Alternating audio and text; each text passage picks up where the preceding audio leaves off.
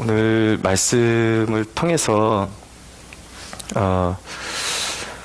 오늘 말씀의 결론은 이겁니다. 왜 그리스도인이 이길 수밖에 없는 자인가? 그것을 나누기를 원하는 것입니다. 여러분, 계시록은 하나님의 구원 역사의 처음과 끝을 펼쳐놓은 책이라고 말씀드릴 수가 있겠습니다. 여러분들 그 어떤 인생의 어떤 여정 가운데 애매하고 앞길이 이게 승리하는 길이 될지 패배하는 길이 될지 전혀 장담할 수 없는 길로 걸어가기를 원하십니까? 아니면 이미 승리가 장담되어 있는 길로 걸어가기를 원하십니까? 누구도 그냥 모험을 좋아하는 사람도 자기 인생이 패망할 수 있는 그런 모험은 좋아하지 않을 것입니다. 근데 계시록은 마치 우리 인생이 어떻게 보면 롤러코스터 같은 인생인데 굉장히 위험해 보이거든요. 위험하고. 근데 주님의 약속은 안전수칙만 잘 지키면 너무 안전하고 그리고 완주할 수 있다. 이걸 기록해 놓은 게 요한계시록이에요. 한간에 퍼져 있는 막 회개한 무슨 판타지 영화 같은 그런 책이 아니라 우리에게 승리를 보장하는 내용을 전달하는 책이 바로 요한계시록이라는 것이죠.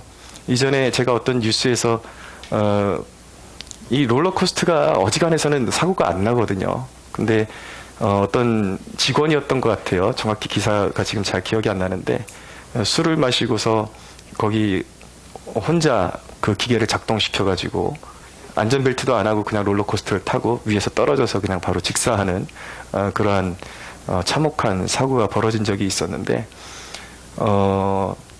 듣지 않고, 그러니까 법칙이 있다라는 것이죠. 승리하는 법칙. 그걸 이미 다 알려줬으니까 그걸 그대로 믿고 따르기만 하면 100% 승리한다. 할렐루야. 이것이 요한계시록이라는 것입니다.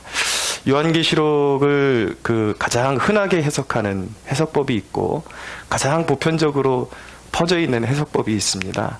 그것이 세대주의라는 그런 해석 방법인데 기존에 유통되고 있는 유튜브에서 유통되고 있는 요한계시록 강의의 아마 한 70~80% 이상은 다 세대주의라고 보시면 될 겁니다. 그것이 무엇이냐면 교회 시대를 딱 그 어떤 자기네가 이 문자적으로 한정을 딱 지어 놓은 거예요. 그래서 어떤 특정 시대의 사건이나 인물들을 적그리스도로 딱 못 박아 버리는 것이죠.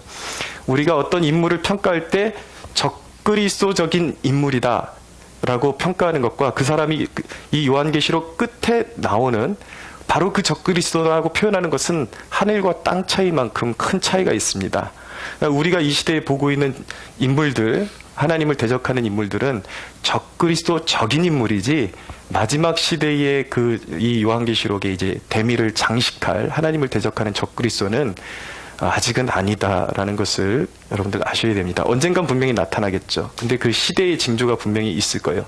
그러나 세대주의는 문제는 무엇이냐면 어떤 그 자기 시대에 살던 특정 인물들을 다 너무 확정했다라는 것이죠.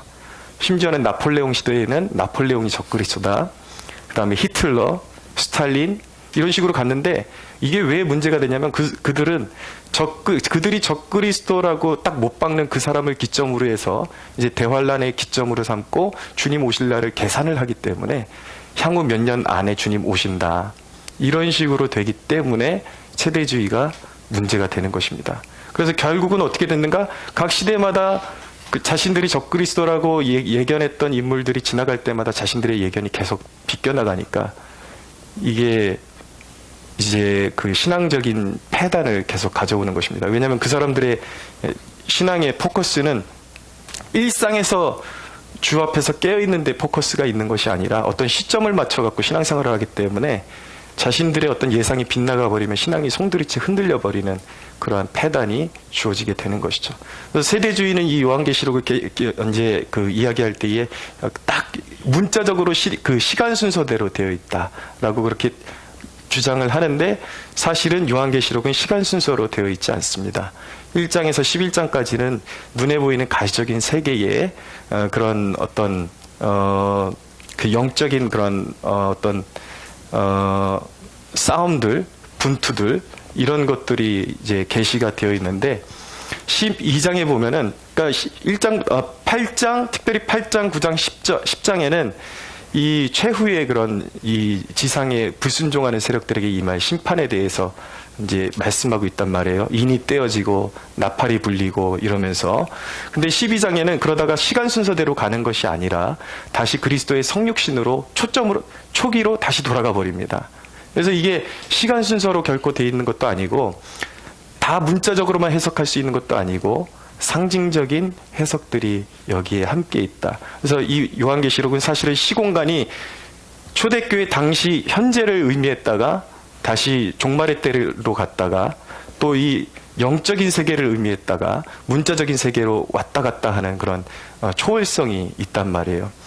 그거를 감안하고 요한계시록을 보지 않으면 굉장히 혼돈에 사로잡힐 수밖에 없는 것입니다.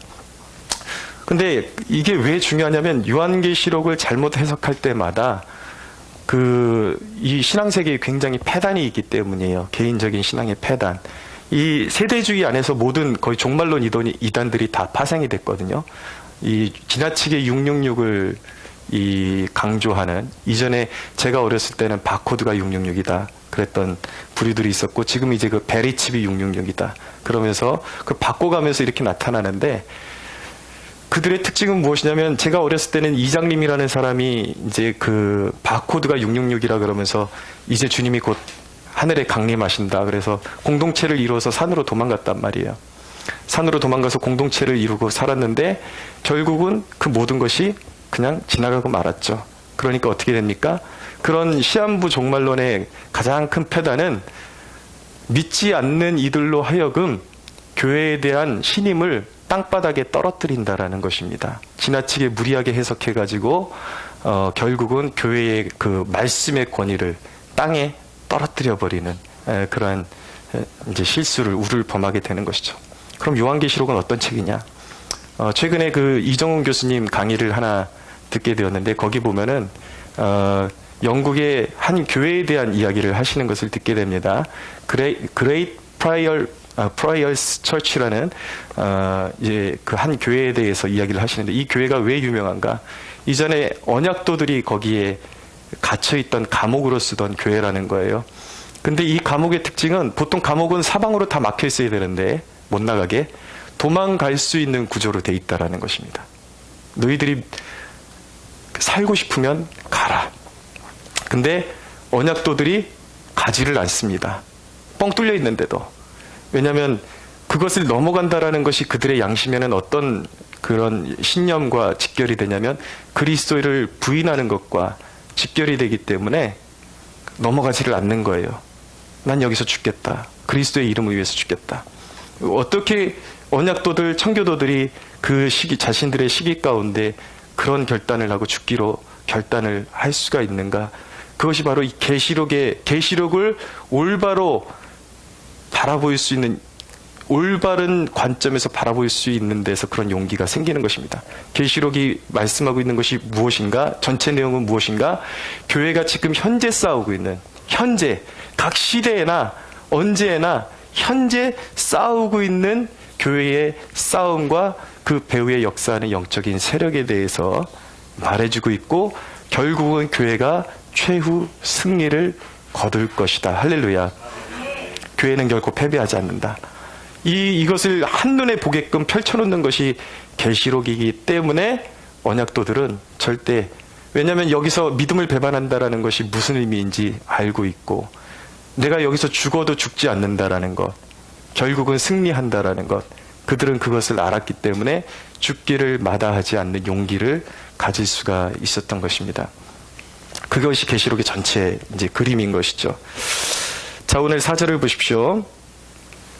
요한은 아시아에 있는 7교회에 편지한다라고 말씀하고 있습니다. 자, 이 요한계시록이 누구를 향한 편지냐? 소아시아에 있는 7교회를 향한 편지다 라고 그렇게 우리는 알고 있습니다. 맞습니다. 근데 대표적으로 소아시아에 있는 7교회로 보내는 편지인데, 성경에서 7이라는 숫자는 완전이라는 완전수에 해당하는 것입니다. 그러니까 이것이 단순히 문자적인 7교회에 보내는 것이 아니라, 요한이 편지를 보내는 당시에부터 해서 주님 오시는 그날까지 이 땅에 존재할 수 있는 참된 교회 모두를 지칭하는 것입니다. 모든 교회, 모든 세대의 모든 교회, 그리고 성령을 모시고 살아가고 있는 개인까지 우리가 교회잖아요. 이 7교회에 편지를 보내는 것입니다. 근데 어떤 내용을 보내는 것이냐면 하나님이 지금도 역사하시고 있고 앞으로 이루어내실, 완전히 하나님 안에서는 완전히 이미 성취되고 이루어진 개념의 구원의 역사, 여정, 이것을 계시로 받아서 이제 그 7교회에 보내는 것입니다. 여기서 중요한 것은 무엇이냐면 애매한 그림이 아니라 하나님의 완성된 구속 역사라는 거예요. 완성된 구속 역사. 지금 요한계시록이 보여주는 것이. 그러니까 여러분들, 우리에게 미래가 있느냐 없느냐 애매한 것을 믿는 것이 우리의 현 주소가 아니라는 것을 기억하셔야만 하는 것입니다. 하나님이 우리 완전하게 이미 하나님의 계획 가운데 성취된, 그러나 지금도 진행되고 있지만 반드시 승리할 구속 계획 가운데 그 중심에 우리가 서 있다라는 것을 기억하시기 바랍니다.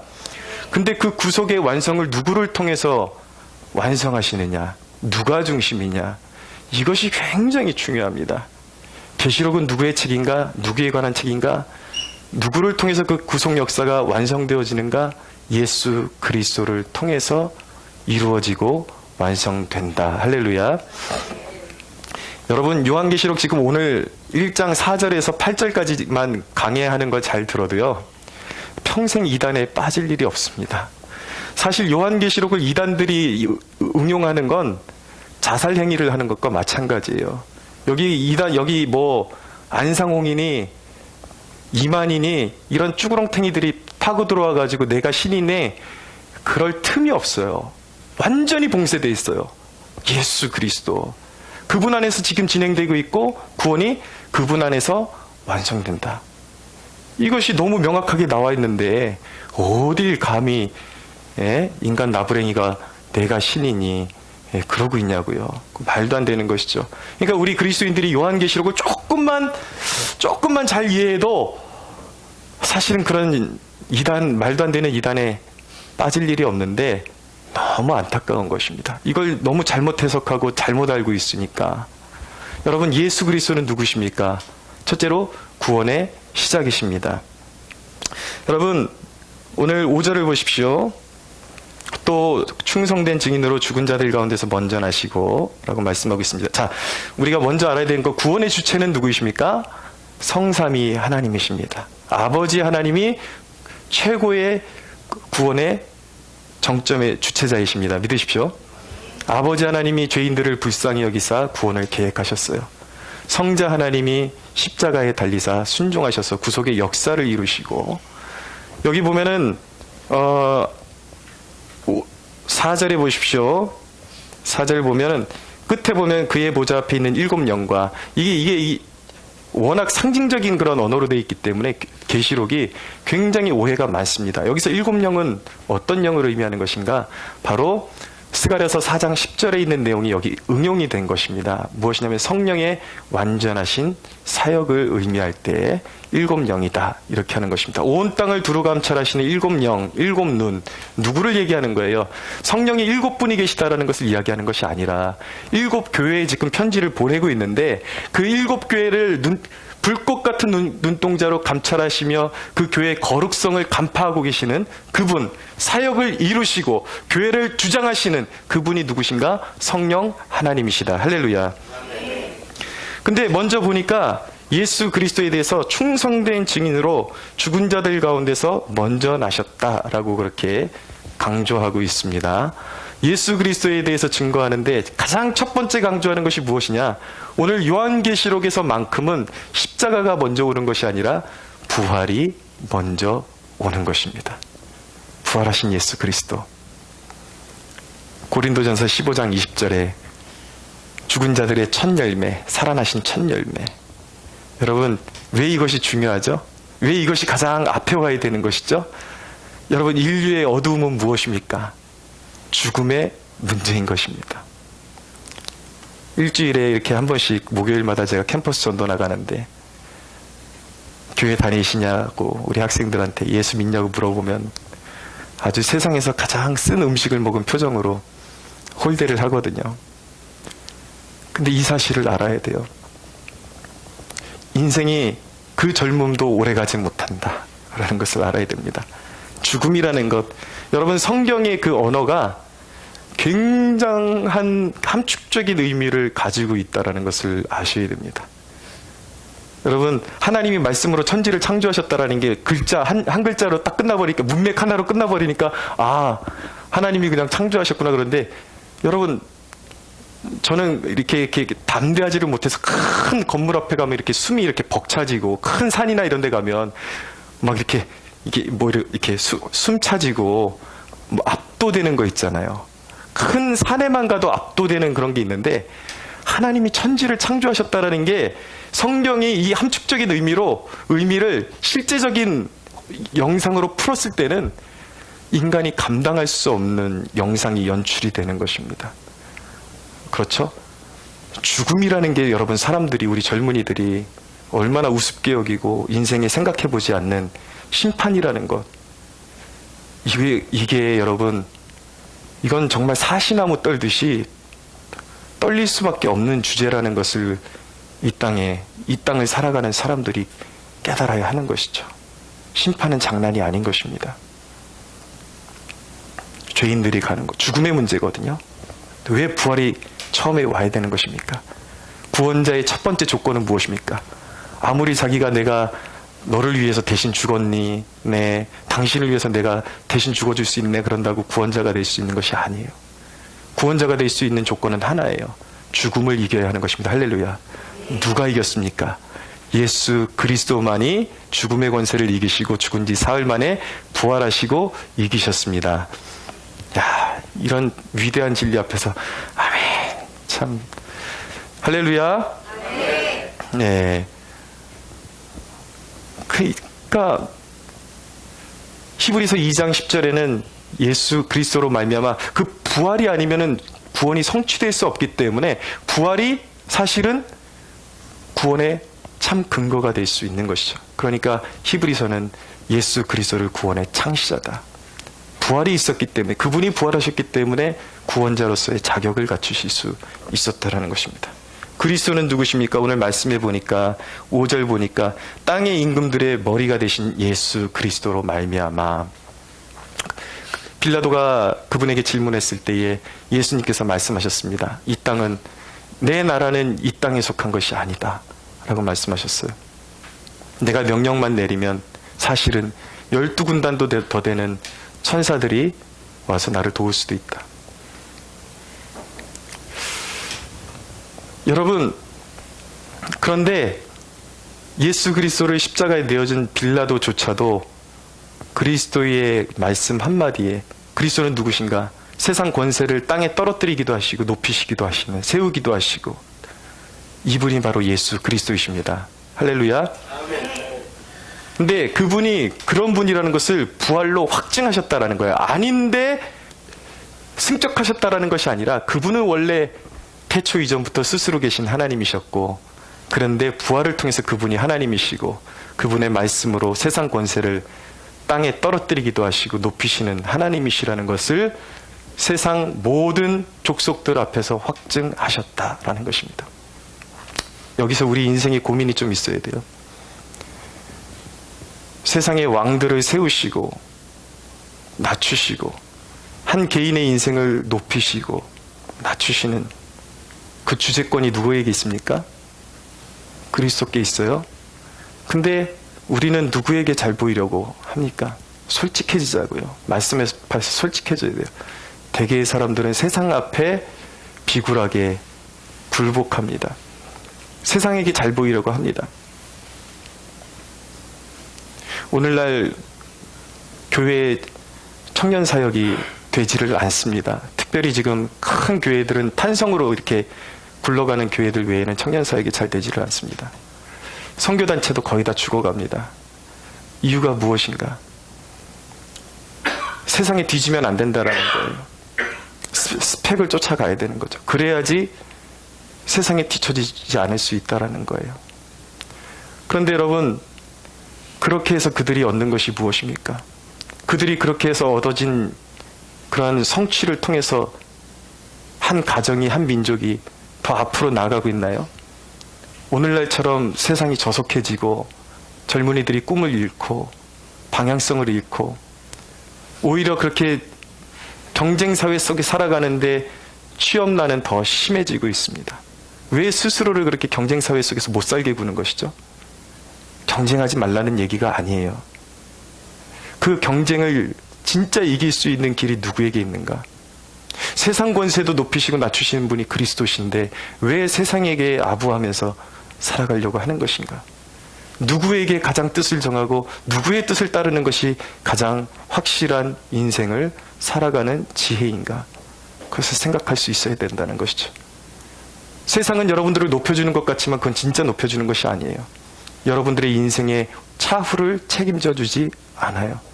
심판에 떨어져도 아는 척하지 않습니다. 세상은 여러분들에게 그래요. 예배드릴 시간에 놀자, 기도할 시간에 놀자, 다른 거 하자, 자자, 놀자, 다른 것들을 성취하자. 세상은 이런단 말이에요. 세상은 모든 것들 우리에게, 우리 오감에 좋은 것들, 이런 것들을 우리에게 다 채워지고 하나님으로부터 멀어지게 만들려고 해요. 그런데 뒷책임 수습은 해주느냐? 수습을 해주지를 않아요. 그런데 여러분, 그리스도 안에 있으면 세상은 우리에게 모든 것을 줄 것처럼 얘기했다가 우리를 결국 멸망의 길로 내 등을 떠밀어 버리지만 그리스도는 우리를 영원토록, 우리가 연약하다고 버리지 아니하시고 우리를 영원토록 지키시는 하나님이라는 사실을 믿으시기 바랍니다. 그리스도는 구원의 중심이에요. 오늘 보니까 이 5절 또 보십시오. 중반에 하반절입니다. 우리를 사랑하사 그의 피로 우리를 죄에서 해방하셨다. 그의 피로. 구약의 예언의 집중이 어디로 가고 있습니까? 예언의 방향성이 어디죠? 예수 그리스도십니다. 신약에서 하늘이 열리면서 하늘에서 음성이 들렸습니다. 하나님 아버지의 음성이었습니다. 이는 내 사랑하는 아들이요 내 기뻐하는 자니 너희는 그의 말을 들으라. 여러분, 수많은 이단들이 우리 교주가 진짜니 그러지만 하나님 아버지께서 하늘을 여시고 친히 음성으로 그의 말을 들으라. 그가 내가 구약에서부터 예언했던 참 그리스도다, 메시아다라고 인정해 주신 분은 오직 예수 그리스도 외에는 없는 것입니다. 예, 하나님이 인증하신 그의 피로 죄에서 해방되는 것입니다. 그의 피로 우리를 주님이 구속하셨습니다. 할렐루야. 죄의 무거운 짐이 막 얼마나 무거운지 여러분들 아십니까? 죄의 무거운 짐이. 예전에 박효진 장로님 간증을 가끔 들은 적이 있었는데 이분이 교도소에서 사형수들 죽는 모습을 많이 보셨거든요. 이분이 진짜 희대의 살인마들한테 복음을 전해서 구원받게 하신 그런 사역을 하신 분인데 이 살인, 그 사형수들의 그 끝 모습은 처음에는 그런데요. 난 죽음이 두렵지 않다.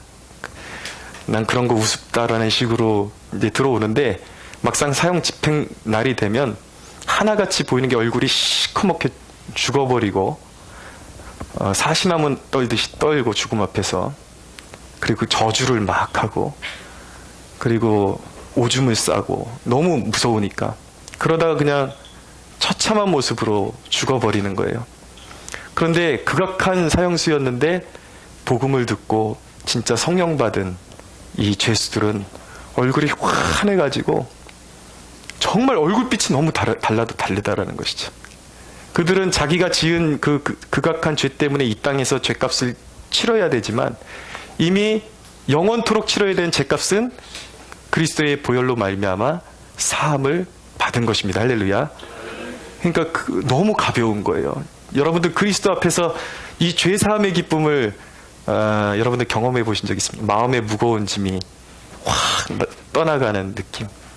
여러분, 영적인 방황에 빠지는 이유가 무엇인지 아십니까? 많은 사람들이 영적인 자기가 방황을 탈출하기 위해서 새로운 지식을 자꾸 추구하려고 그래요. 내가 뭔가 몰라서 자꾸 이렇게 영적인 절망에 떨어지는가?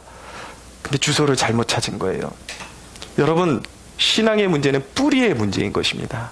그 보혈의 샘에 하루하루 내 뿌리를, 신앙의 뿌리를 담고 있는가가 관건이라는 것이죠. 복 있는 사람에 대해서 시편 1편은 이렇게 말씀합니다. 그는 시냇가에 심은 나무가 철을 따라 열매를 맺으며 그 잎사귀가 마르지 아니함 같으니 그가 하는 모든 일이 다 형통하리로다. 할렐루야. 형통이라는 것은 뭐예요? 그리스도 안에 뿌리를 내리고 있는 거예요. 매일매일의 삶 가운데 어떤 우선순위도 누구와도 바꾸지 않고 그리스도를 먼저 추구하고 그리스도 안에 거하는 것. 그러면 여러분, 정말 단순한 내 노력으로 사라지는 것이 아니에요. 뿌리를 내리고 있으면, 기독교라는 것은요, 원론적으로 말하면 우리가 죽기까지 헌신해야 된다, 여기까지 가야 되는 것이 맞는데, 우리를 죽기까지 헌신하게 만드는 동력이 무엇이냐를 먼저 알지 못하면 잘못 찾아가고 있는 거예요. 왜 우리가 죽기까지 헌신할 수 있는가? 그리스도께서 나를 위해서 대신 살아주시기 때문입니다. 할렐루야. 그걸 경험해야 된다라니까요. 뿌리를 내리고 있으면 인생이 내가 막 버둥버둥거리면서 사는 게 아니라 사라지는 것을 경험하게 됩니다. 성령이 임재하세요. 인도하십니다. 마음에 무거운 짐이 있는데 그분에게 뿌리를 내리고 있으면 자연적으로 때가 되면 그 영혼의 고통을 주시는 것도 하나님의 섭리라는 것을 기억하셔야 돼요. 그 생수가 얼마나 귀한지를 알게 하시기 위해서. 그러나 그리스도께 뿌리를 내리고 있으면 어느 날 굉장히 고통스러운데 어떤 설교 말씀을 통해서, 아니면 말씀을 읽고 있는데 말씀이 팍 꽂혀오죠. 성령께서 내 마음을 주장하시고 갑자기 내 영혼이 갑자기 생수를 쭉 빨아들이는 것 같은 시원함, 이것을 경험하면서 내 영혼이 영적으로 자유케 되는 역사가 일어나게 되는 것입니다. 그래서 여러분, 진짜 잘 되는 영혼은요, 내 노력으로 잘 되는 것이 아니라 그리스도의 보살피심, 성령의 인도하심으로 길이 열리는 것입니다. 믿으십시오. 열리는 길로 가라고요. 열려있는, 늘 눈으로 보기에, 인간의 눈으로 보기에 열려있는 것처럼 그런 데만 쫓아가다가 결국 육의 끝은 뭐예요? 육의 끝은 사망이에요. 결국 끝이 닫혀있으면 모든 게 닫혀있는 것과 마찬가지예요. 그러나 지금 앞길이 닫혀있는 것 같지만 그리스도의 말씀을 늘 주의하고 주시하고 그분과 함께 걸어가면 닫힌 문도 열리는 역사가 일어나게 되는 것입니다. 그러므로 히브리서 4장 16절이 뭐라고 말씀합니까? 때를 따라 돕는 은혜를 얻기 위하여 그 은혜의 보좌 앞에 담대히 나아가라. 그리스도께서 그 보혈로 뭘 하셨습니까? 지성소를 열어놓으셨습니다. 휘장이 위에서 아래로 찢어졌어요. 이제 우리가 언제든지 아버지의 임재가 있는 곳, 지성소로 들어가는 문이 활짝 열려 있음을 믿으시기 바랍니다. 그리스도는 구원의 중심이다. 그리스도는 구원의 종착점입니다. 7절을 보십시오. 볼지어다 그가 구름을 타고 오시리라. 각 사람의 눈이 그를 보겠고 그를 찌른 자들도 볼 것이요 땅에 있는 모든 족속이 그로 말미암아 애곡하리니 그러하리라. 아멘. 여러분, 반드시 주님은 다시 오십니다. 할렐루야. 그런데 마지막 날은 인류의 심판장으로 오십니다. 근데 그날은 성도에게 위로의 날이에요. 두려운 날이 아니라 우리의 모든 억울함과 눈물을 씻어주시고 인생의 고생을 씻어주시는 그날이 바로 주님이 다시 오시는 날입니다. 그런데 여러분, 그리스도인들을 핍박하고 하나님의 나라를 대적하고 아무리 믿으라 그래도 믿지 않았던 모든 사람들에게는 애석하게도 주님이 이 땅에 다시 오시는 그날에는 회개의 기회가 이제 완전히 끝나버리는 날이에요. 살아계셨었네? 해도 소용없어요. 문은 닫힌 것입니다. 그날은 이제 보고 믿을래요? 그래도 믿을 수 없는 날이에요.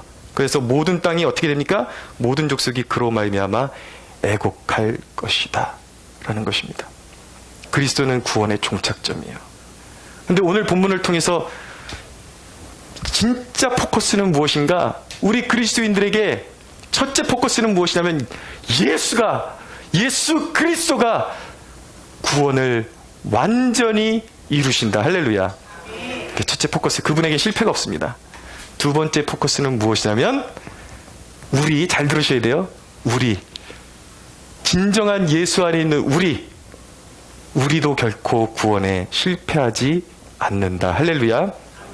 근데 우리에서 우리가 좀 솔직해져야 돼요. 여기서 솔직해지지 않으면 여러분들의 여러분들이 아까 말씀드린 것처럼 롤러코스터에서 마치 무모한 모험심으로 이 벨트를 매지 않고 롤러코스터를 타는 것과 같은 처지에 놓이게 되는 것입니다. 5절 끝을 보세요. 우리를 사랑하사 그의 피로 말미암아 우리를 죄에서 해방하시고 그의 아버지 하나님을 위하여 우리를 나라와 제사장으로 삼으신 그에게. 우리는, 여기 나오는 우리가 실패하지 않는다는 거예요. 여기 나오는 우리는 실패하지 않는다. 그 우리는 누구인가? 나라와 제사장으로 삼으신 이들이다. 나라라는 것은 무엇입니까? 그분의 킹덤, 그분의 통치가 임한 나라를 말하는 것입니다. 원론적으로 그리스도의 통치가 임한 한 영혼의 마음, 그 안이 나라가 되는 것입니다. 믿으십시오. 근데 그 나라는 신기해요. 겨자씨 같아요. 생명력이 있어서 사람들에게 예수 믿으세요, 낙심한 영혼에게 구원의 길이 있습니다 그러면 그 생명이 막 퍼져나가요. 지경이 확대되어지는 그런 나라입니다. 겨자씨 같은데 만물을 풍성하게 하는 나라, 그 나라가 바로 주의 나라입니다. 나라. 믿는 자는 나라입니다. 첫째. 두 번째, 제사장이라고 말씀하고 있어요. 제사장이라는 것은 하나님과 인간 사이를 중재하는 사람을 제사장이라 그러는 거예요.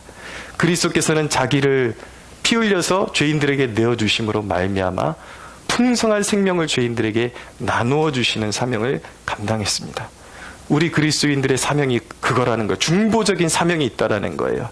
죄인인 인간과 그리스도 사이에, 그리스도를 모르고 그리스도를 거부하면서 영적인 어둠 가운데 죽어가는 영혼들을 위해서 기도하고 그들에게 하나님의 영광을 나타내고 그들을 그리스도께로 이끌어올 수 있는 사명과 특권, 권리, 의무, 이것이 그리스도인들에게 있다. 할렐루야. 여러분, 이것은 영향력의 문제거든요. 그러니까 여기서 말하는 우리는 나라와 제사장인데 세상에 엄청난 영적인 영향력을 끼치는 사람이다라는 거예요.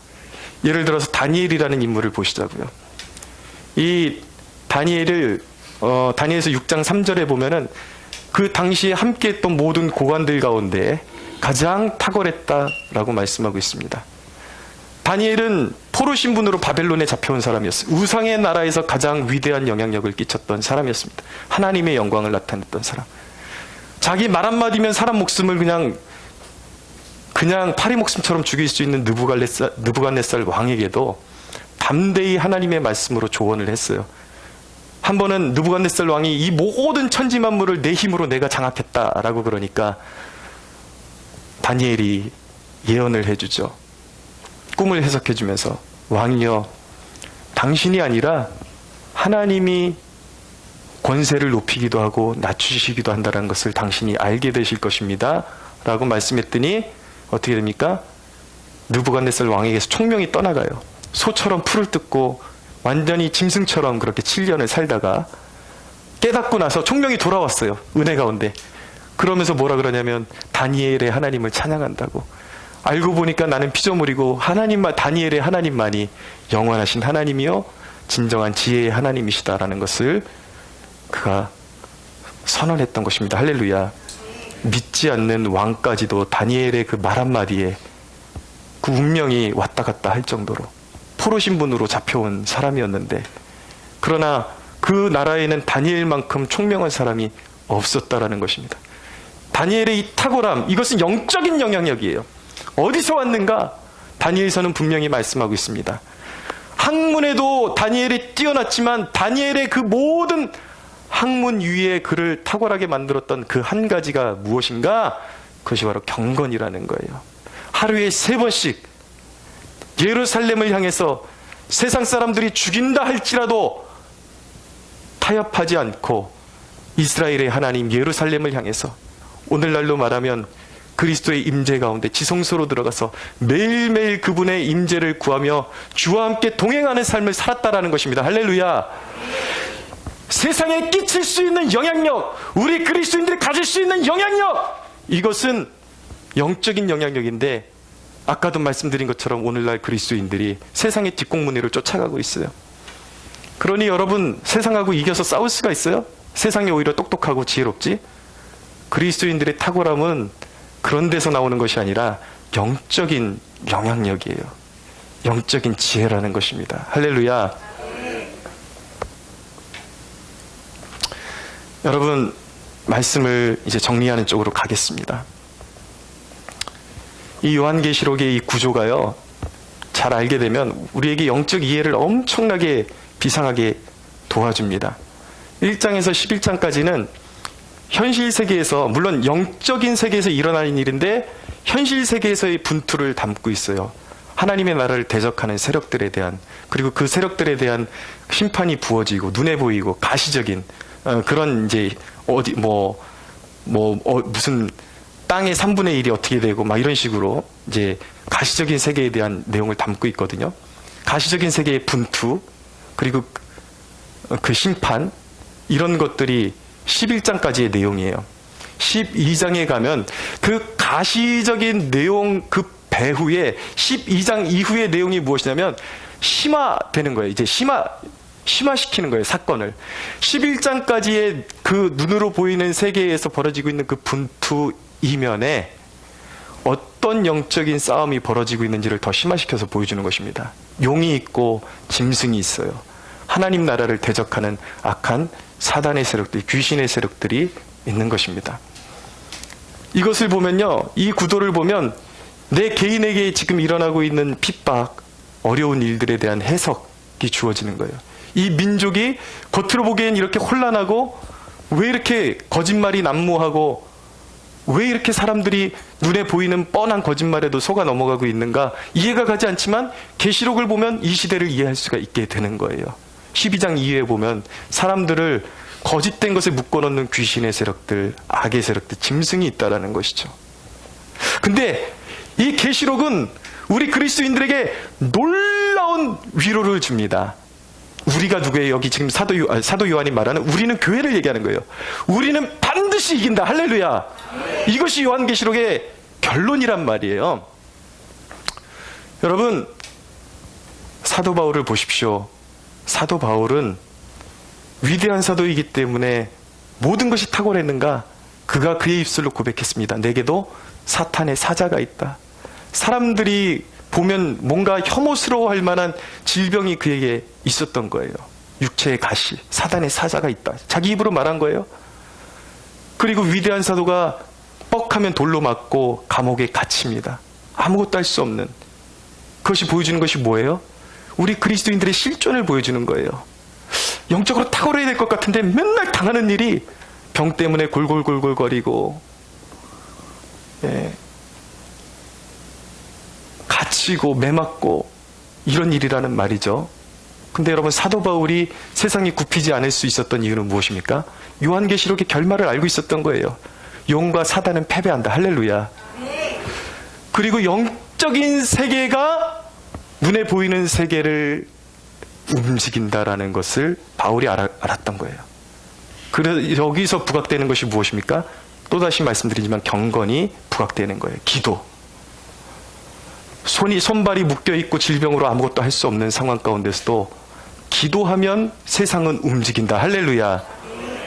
기도로 어둠을 꺾고, 기도로 질병을 이기고, 기도로 대적을 이기고 하나님의 나라는 계속해서 확장될 수 있다라는 것입니다. 근데 많은 사람들이 착각해요. 사람들의 결론은 이겁니다. 내 안에 있는 사탄의 사자 때문에 나는 망했다.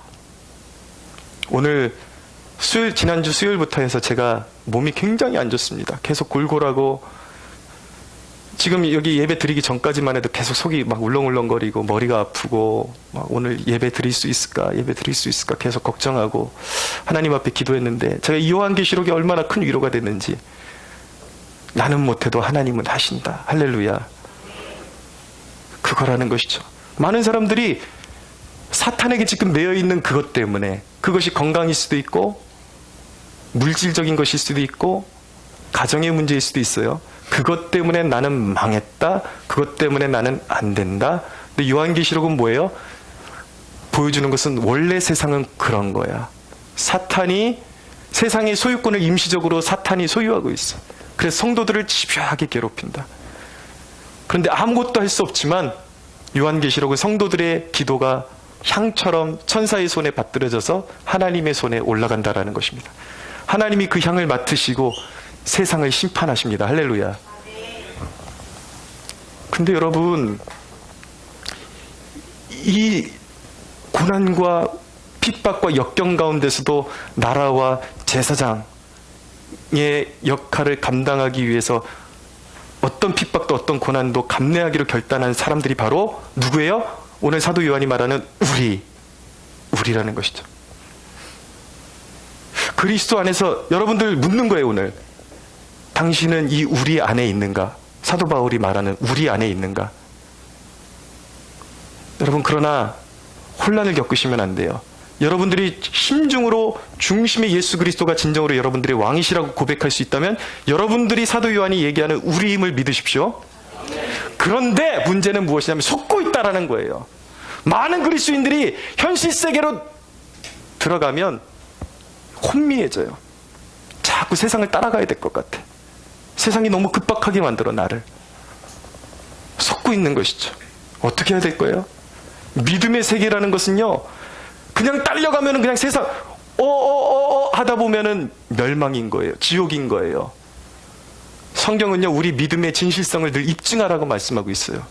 믿음은 어떻게 보면 굉장한 모험이에요. 세상 사람들은 안 된다 그러고, 여러분들 남들 막 몰아붙여서 일하고 프로젝트하고 이럴 시간에 우리 그리스도인들에게 요구되는 그리스도인들의 라이프 스타일은 뭐예요? 하나님을 예배하고 기도해야 될 시간에는 중단해라. 너의 주인이, 당신의 주인이 진정 그리스도라면 하나님께 드려야 할 걸 마땅히 하나님께 드려라. 근데 이것이 믿음이 약한 사람들한테는 굉장한 시험거리예요. 근데 이걸 극복하지 못하면 결국은 세상 뒷공무니를 쫓아가다가 멸망하거나 아니면 정신 차리지 못하고 살다가 하나님의 징계 가운데 빠져들게 되는 것입니다. 롤러코스터에서 떨어지는 거예요. 여러분, 제가 말씀드렸습니다. 안전벨트를 매면 롤러코스터에서 절대 떨어지지 않습니다. 할렐루야. 정신 차리십시오. 여러분들을 유혹하는 세상에 대해서 타협하지 말고 돈 조금 더 벌기 위해서, 공부 조금 더 잘하기 위해서 열심히는 하세요. 세상 사람들보다 불성실하다는 소리는 듣지 마십시오. 그러나 예배해야 될 때는 예배가 내 생명보다 귀한 것입니다. 할렐루야. 우리는 이길 것입니다. 할렐루야. 우리는 반드시 승리할 것인데 내가 그리스도께 속했음을 날마다 선포하며 시냇가에 심은 나무처럼 그리스도의 승리, 우리가 되는 사람들, 우리 안에 들어와 있는 사람들은 지금 고난을 당하고 가장 미천한 자처럼 보이지만 그리스도의 부활에 반드시 동참해서 이 세상의 영광이 아닌 주께서 우리에게 주시는 영광으로 충만케 될 것을 믿으시기 바랍니다. 우리 하나님께 영광의 박수 올려드리겠습니다.